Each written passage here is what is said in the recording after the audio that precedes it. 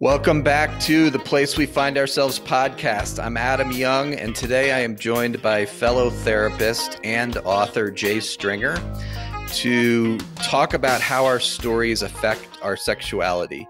Jay was a guest earlier in the podcast to talk about his book Unwanted, which focuses on how our unwanted sexual behavior reveals our stories and reveals a pathway to healing.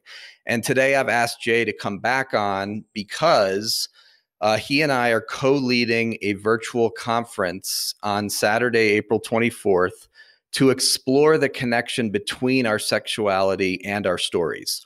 Jay, before I keep talking, welcome. It's good to see you. Good to have you. Adam, thank you so much for having me back on your podcast. And I'm thrilled to be here. But as you mentioned, so thrilled to collaborate with you on this conference. Just the ability to work with friends and do really beautiful work, but also provide valuable resources is just such a highlight of my year. Yes, ditto. The conference is called the Sexual Attachment Conference, Understanding Your Sexual Story.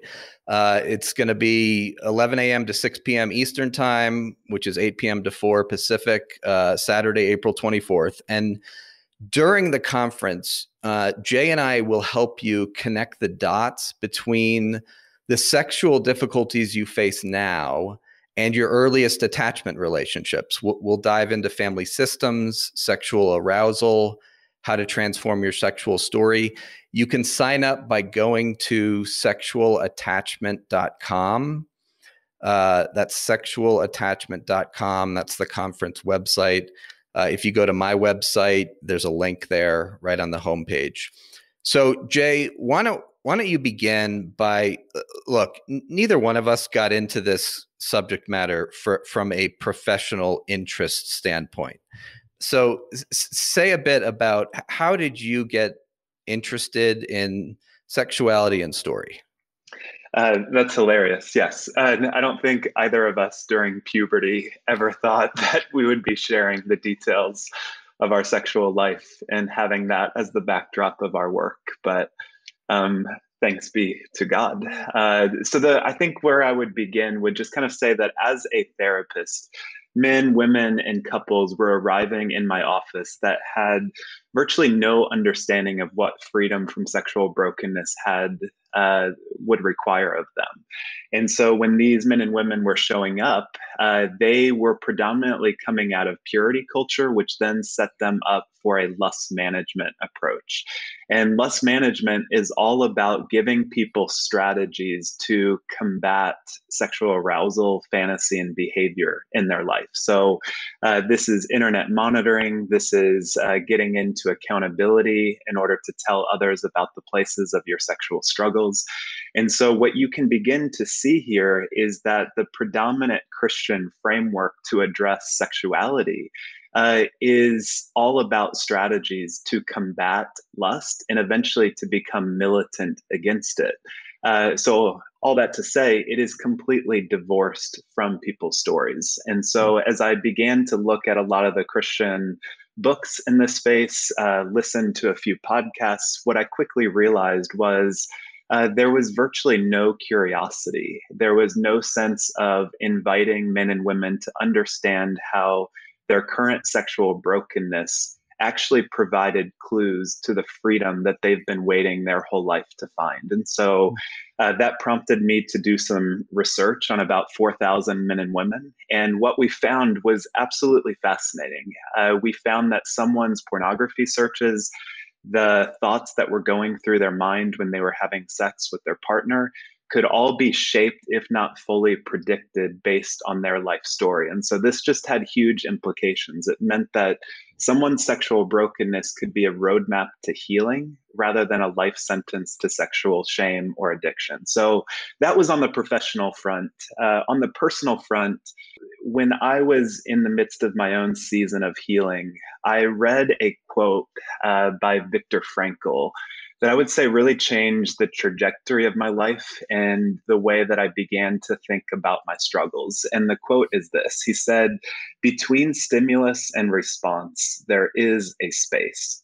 In that space is our power to choose our response, And in our response lies our growth and our freedom. So for me, when I looked at the stimulus of things like pornography and unwanted sexual behavior, my response to that was always to feel a lot of shame and a lot of accusation with regard to my sexual struggles.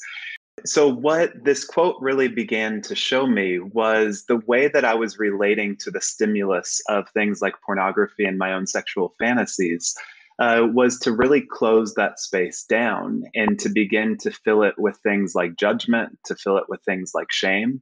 And so, this quote really created an invitation to me to be deeply curious about my sexual struggles. And that really invited me to understand that basically any unwanted dimension of my life, be that my sexual behavior, be that my anxiety, depression, the reality is all of us have these unwanted dimensions of our life. But most of us try to change principally out of self-hatred rather than being curious and allowing our unwanted behaviors to be a teacher to us. And so that was really the game changing moment in my journey of there is another way that's not full of accusation, that's not full of shame, that the stimulus, the struggle, the symptoms of my life could actually become a teacher to me about the nature of healing.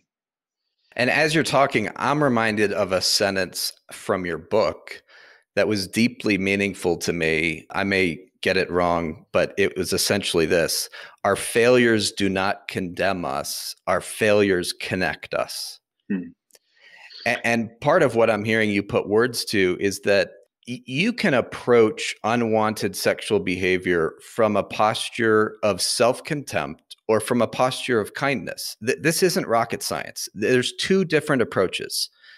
And the vast majority of people, and for me, the vast majority of my life, I approached it from the perspective of harshness, anger at myself. And the energy of anger can drive you and propel you for a long time, but it rarely results in change. It just doesn't work. And part of what I think has been so transformative about your book, Unwanted, is you're saying, look, there's another way to address this. And frankly, it's a much more gospel-ridden way. Amen. Yes, and it has massive implications. I mean, I don't think it has to start in our sexual life. I don't think it has to start in the way that we relate to our significant others or the way that we relate to our kids. But this is the framework of, as you put so well, we can either choose a posture of kindness or we will inevitably go to a posture of self-contempt about whatever struggles we face. And so, yes, I think the gospel is all about inviting us to questions with regard to how did our problems come to be. The joke that I often make is, in purity culture, if they were to write the book of Genesis, God would not come to Adam to say, "Where are you?" He would say, "Bounce your eyes from that next tempting piece of fruit." And that's an insane framework that we have created, is to give people strategies to combat one of the most beautiful dimensions of what God has created. Indeed. So how about you, Adam? Like, what would you say prompted you to begin looking at your sexual story? Yeah. I mean, again, just to reiterate, my interest in this is not professional development. It's personal. I mean, well before I became a therapist, I became interested in sexuality and my story because I was having problems there.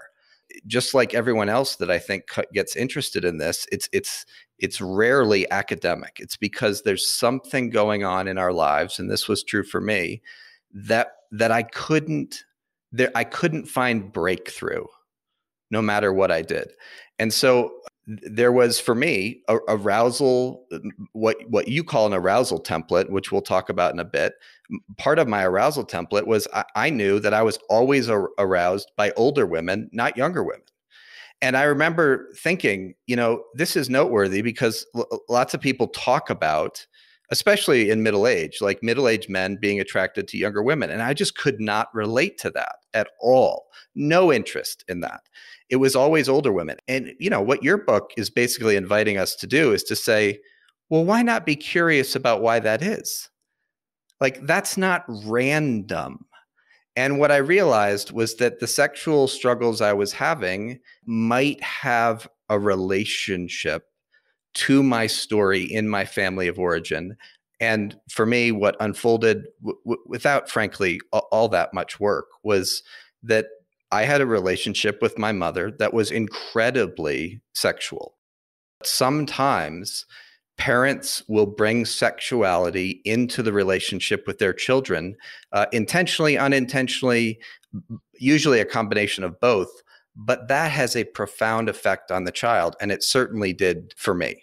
I think what I'm struck by in that is, so few of us have ever articulated what you just named, which is, I am aroused by older women. So many of us have not even named the reality of what our arousal template is, which is that constellation of images, thoughts, sensations, times of day, relational archetypes that we all find arousing. And so I think what you're doing, Adam, is that very, very necessary task of being able to invite people to say these behaviors that you're likely very ashamed of actually have origin stories in your family of origin and some of those difficult adverse experiences that you went through in childhood. And that it could be older women, it could be something entirely different that you may have been deeply ashamed of. But I think, the freedom that I hear in your voice to articulate it, but then also to be curious, is exactly what we are hoping for in this conference that we're planning. Yeah. I mean, at some point in our lives, every single one of us encounters difficulties in our sexual life. It might be the compulsive use of unwanted sexual behavior. It might be a struggle to locate any sexual desire at all. All of us have sexual struggles, but most people don't realize that there is a linkage between your sexuality and your stories. So the particularities of your sexuality, what excites you, what turns you off, these things are rooted in your story. So can you talk a bit about how is that the case? How is our sexuality related to our family of origin story? What are some of the ways that a dysfunctional family system might affect one's sexuality?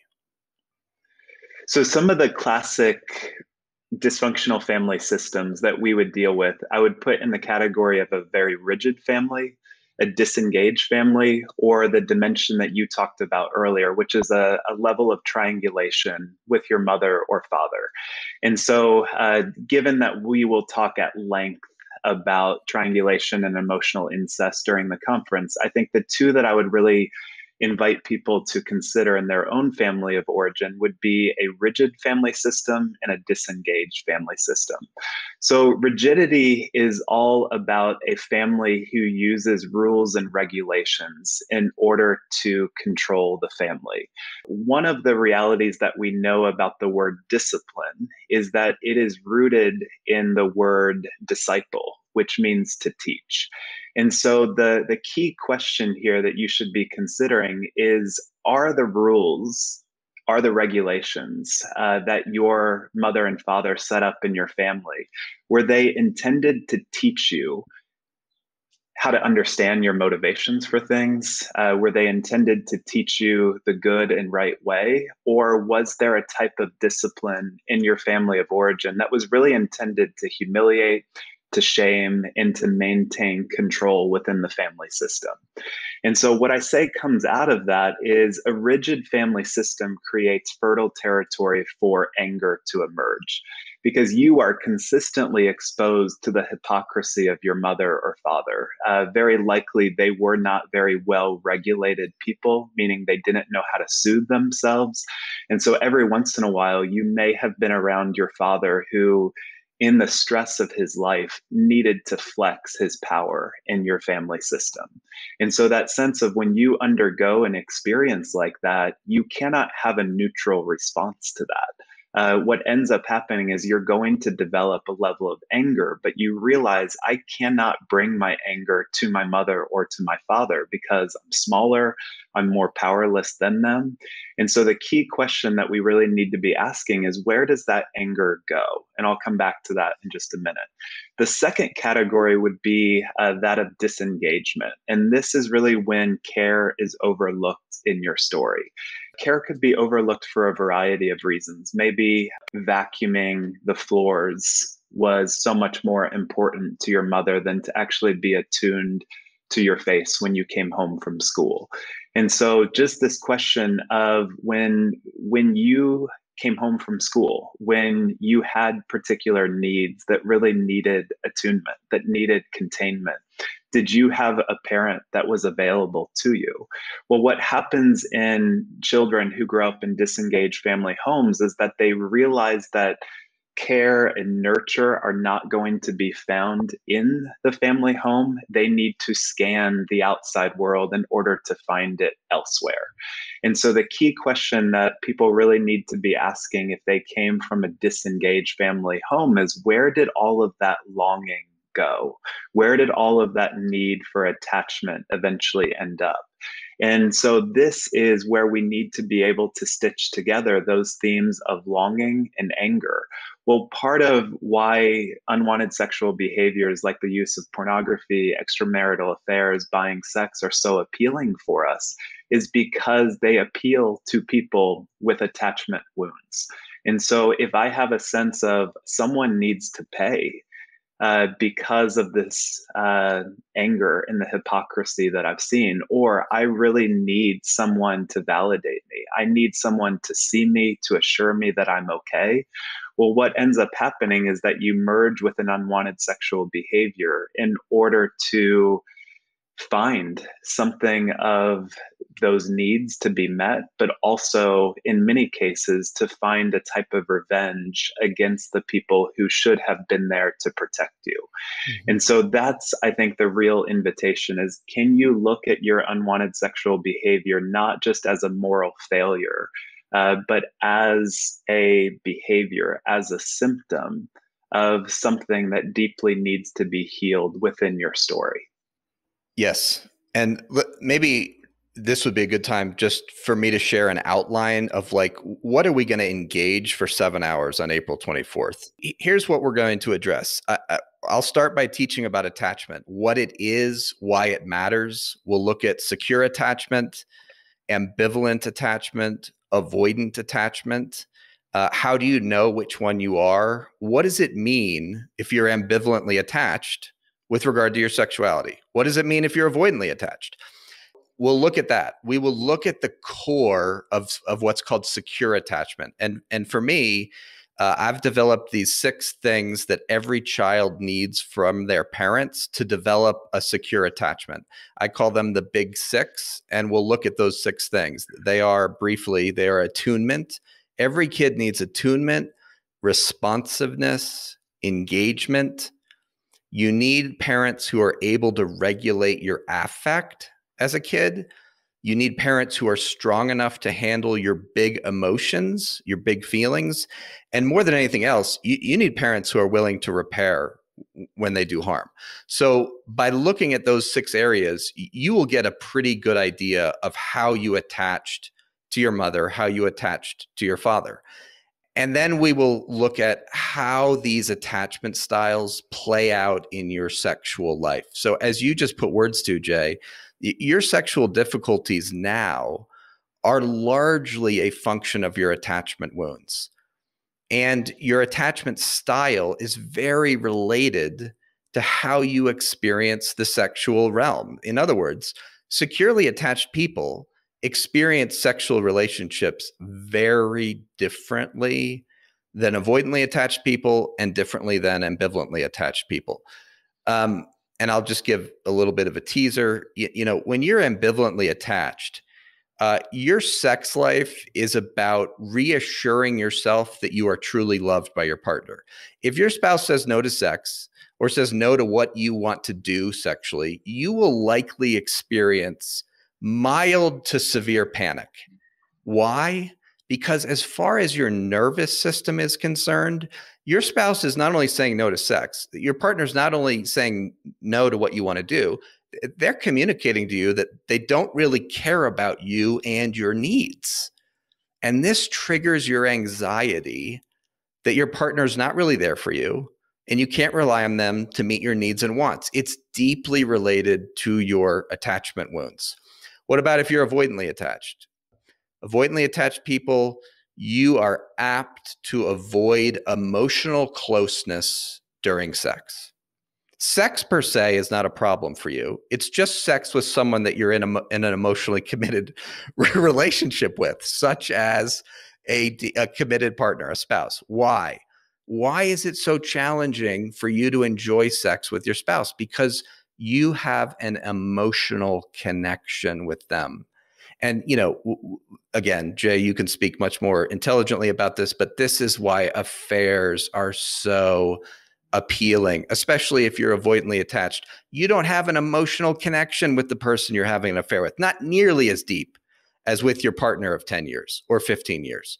So if you're avoidantly attached, sex with your spouse requires emotional intimacy, period. But if you're avoidantly attached, you're not very fond of the emotional closeness part for reasons that we'll get into in the conference. Now, both avoidantly and ambivalently attached people are going to tend to use fantasy and or pornography, but for very different reasons. And again, not going to go into it now. Don't have time. We'll go into it in depth in the conference, but those are some of the categories that have to be addressed if you want to experience new levels of sexual freedom and, frankly, new levels of sexual intimacy with your partner. Adam, that is so brilliantly said. And that's the invitation of this conference, is that very likely it's not going to be radically new data to you that you have an attachment style, that you might be ambivalently attached, or it might not come as a surprise that you know what turns you on in your life. But what is really missing in our lives is the ability to stitch those stories together and ask those questions. And so, as you put so well, particularly in the ambivalently attached person, if you do not know who you are always going to look to someone else to validate you, to give you a sense of affirmation, of that attunement, of that ability to see you and to engage you with delight. You don't very likely offer that to yourself. And so therefore you set up your spouse and other people in your world to provide those feelings for you. And as you put well, that's such a disaster, not only for your sexual struggles, but also your ability to find intimacy with your spouse. So the question has to be asked, how is it possible that your spouse would desire you if that's the primary way that you begin to relate to her or him is predominantly through that sense of validate me? Yeah. And what we'll do in the conference is there's an exercise. There's 2 exercises that we're going to ask people to complete just privately. We'll take time to let you do it. And one of them is called the Big 6 exercise. And it's a worksheet that is designed for you to get very clear about the degree to which those 6 things were met for you as a child. This is very important reflective work. You need to put words to, you need to reflect on what was your life like as a 6-year-old boy, a 13-year-old girl in your family of origin. So there's going to be space for that. Then we're going to move into this whole category of triangulation and covert sexual abuse. I've done a podcast episode on it. You can go back and listen if you want. But basically, what we're going to talk about is what is it and why does it matter in terms of your sexual development and your sexuality as an adult?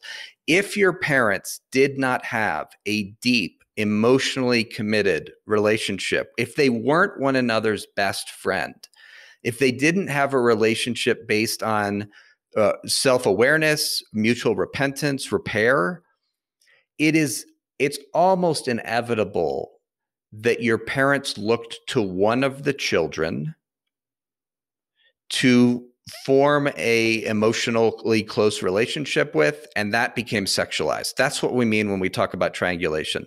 We'll spell that out in much more detail in the conference, and then you're going to draw what I call your triangle. At some point in life, everybody needs to draw a triangle. You have to name and depict graphically in an image how close you were to your mother, and how close you were to your father, and how close your mother was to your father.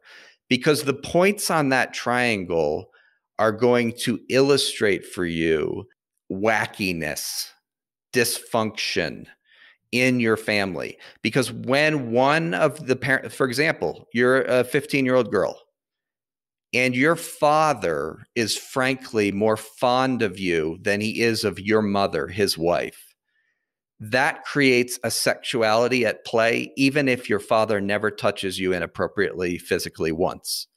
And that has to get named and it has to get engaged, because I promise you, it is playing out in your sexuality as an adult. So we're going to look at that. We're going to do it, the drawing your triangle exercise. And then, Jay, we're going to move into your territory of why do we stay in unwanted sexual behavior? So maybe if you could just put some words to, why do we keep doing sexual stuff that we don't want to do? I mean, part of us obviously wants to keep doing it, but part of us does not. And I don't think there's a listener out there that can't relate to that tension inside. What's going on here? Yes. So there is a phrase in attachment parenting that goes like this: the way that your parents talk to you, or maybe did not talk to you, becomes your inner voice. So the way that your parents shamed you or maybe left you in silence will inform how you relate and think about your sexual struggles. So one of the key features of my work is that I don't believe that sexual struggles exist solely to offer what could be referred to as self-medicating behavior. Instead, they exist to reinforce judgment against ourselves. So therefore, what's happening in sexual brokenness is that we are pursuing behaviors that confirm our core belief about who we are. So in this way, we are replaying and reinforcing our attachment wounds in our new attachment to unwanted sexual behaviors.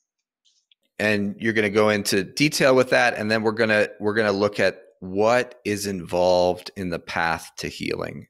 What do we do once we've named the particularity of our stories and linked them to our present sexual difficulties?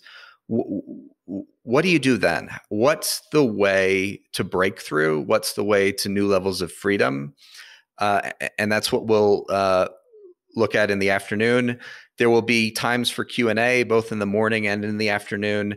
And then maybe, Jay, we could kind of conclude by, will you say a little bit about when you register, like what do you get? What's included in registering for the conference?